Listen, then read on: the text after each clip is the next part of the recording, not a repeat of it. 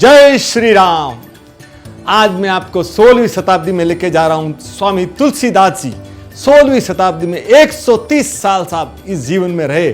उस समय की बात है, एक नवयुवक की मृत्यु हो जाती है और उसकी अर्थी जब ले जाई जा रही होती है और उसकी वधू पीछे से रोती बिलखती हुई आती है और उसकी नज़र पड़ती है तुलसीदास जी के ऊपर और वो तुलसीदास जी के चरणों में गिर पड़ती है और तुलसीदास जी के मुंह से निकल जाता है, अखंड सौभाग्यवती भवा। तो वो कहती है कि मेरे तो पति की लाश जा रही है और आप ये कह रहे हो। वो जैसे ही सुनते हैं, तुलसीदास जी बोलते हैं भाई मेरे मुंह से निकल गया, शायद राम को यही मंजूर है। वो जाके उसके कान में बोलते हैं राम नाम सत्य है, राम नाम। वो 3 बार जैसे ही बोलते हैं, वहाँ खड़ी पब्लिक भी बोलने लगती है राम नाम सत्य है। जैसे ही पब्लिक 3 बार बोलती है, वो लड़का जिंदा खड़ा हो जाता है। जैसे ही वो चमत्कार पूरी की पूरी देखते रहे, कहते हैं कि उसी दिन के बाद ये जो प्रथा चल पड़ी है कि राम नाम सत्य, और ये चमत्कार की बात जब मुगल दरबार में पहुंचती है तो सम्राट अकबर भी भौचक्का रह जाते हैं और वो दीवान टोडरमल और रहीम खान खाना को भेजते हैं तुलसीदास जी के पास कि उनको लेके आओ, हमें भी चमत्कार देखना है। वो जब ले आया जाता है और उनको कहते हैं कि हमारी भी स्तुति में कुछ बोलो, तो वो कहते हैं कि मैं तो सिर्फ श्री राम का भक्त हूँ, मुझे श्री राम की भक्ति के अलावा कुछ भी मंजूर नहीं है।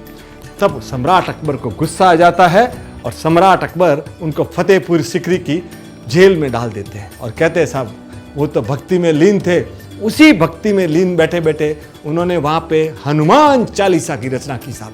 40 चंदों की जब वो रचना की ना, 1 दिन 2 दिन ज्यों-ज्यों वो रचना करते गए, उनकी बेड़ियाँ भी टूटती गई और आखिर में साहब चंद भी तो आता है ना, जो सुमरे हनुमंत बलवीरा, बोले संकट किटे मिटे सब पीड़ा, जो सुमरे हनुमंत बलवीरा।